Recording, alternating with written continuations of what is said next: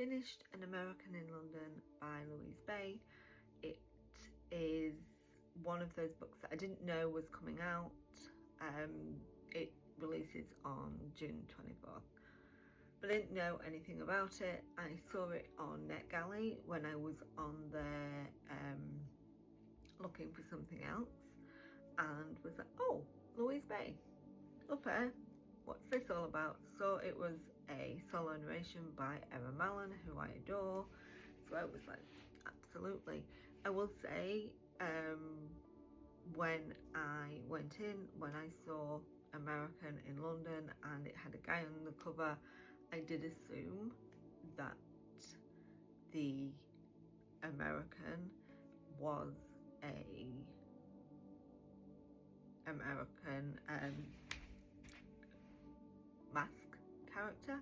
It is not. It is the female main character, which makes sense, really, because it's performed by Erin Mallon and it's a solo narration and solo point of view. Erin is absolutely fantastic in this. The characters of Tuesday and Ben are performed brilliantly. You have Tuesday, who is in London. She's had some major life changes happen. She's just had a relationship breakup after a long time, an engagement breakup. She's potentially going to be losing her job, and she's having to find somewhere new to live. Everything is happening, and on top of that, she's now been inundated with memories of her mother, and a lot of her grief is coming back to the surface.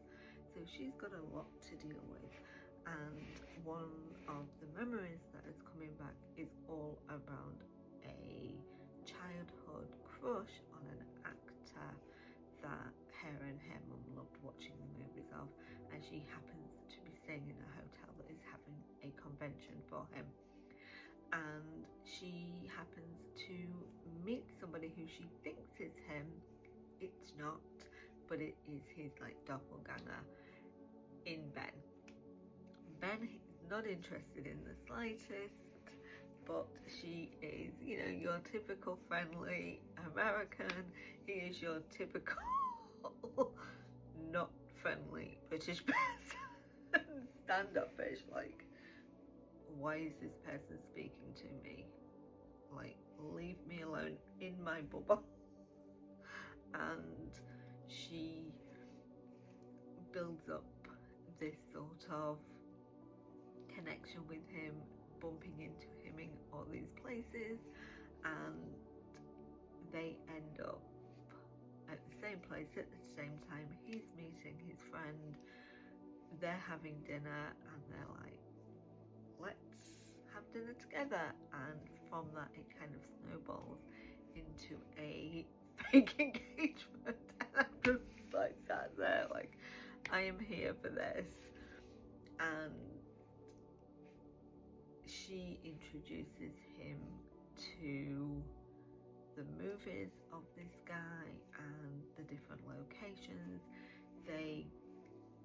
Part of the fake engagement is to be with a person that he's trying to buy a hotel from, and we don't really find out his reasons for wanting the hotel until close to the end. But we see the relationship, the person they're buying the hotel from, with his wife, and the connection that they have with Tuesday, and what they see themselves in Tuesday and Ben, even though technically it's not, but seeing that progression of that relationship and that connection, and them both not wanting the other person to feel like they're obligated. And it was a really sweet, fun listen. Like I say, Erin was absolutely fantastic, giving them each a distinct voice. And I mean, you must be new here if you don't think that I think Erin has one of the best mask voices. Like, every time that mask voice hits, but that first moment when Ben speaks is just delicious. And I did a book earlier in the year where the female main character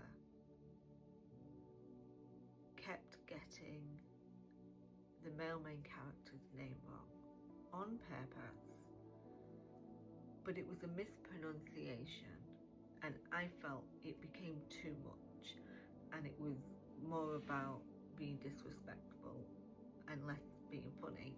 That was very different in this book, where he purposefully got her name wrong because her name is Tuesday, so he would use a different day of the week, and so it was meant to be funny, and it was more light-hearted, and it wasn't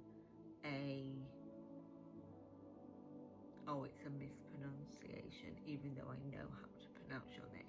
So I definitely felt a different vibe from it. I really enjoyed listening to it. I think, you know, there are some books that you listen to that you really just have that connection with, that vibe of, this is just lovely. This is just something that I could just finish and just press play and start all over again, because it was just such a wonderful story of them connecting through these movies, through talking about romance movies and romance tropes, and how having that movie moment, that romance moment, and I think romance fans, romance book fans, romance movie fans are really going to love those sorts of little nods of the tropes, and what trope would this be, and would we call this it, or would we call that, and those little moments. And yeah, it was really sweet, and Erin was fantastic, so you should definitely check it out. June the 24th it released.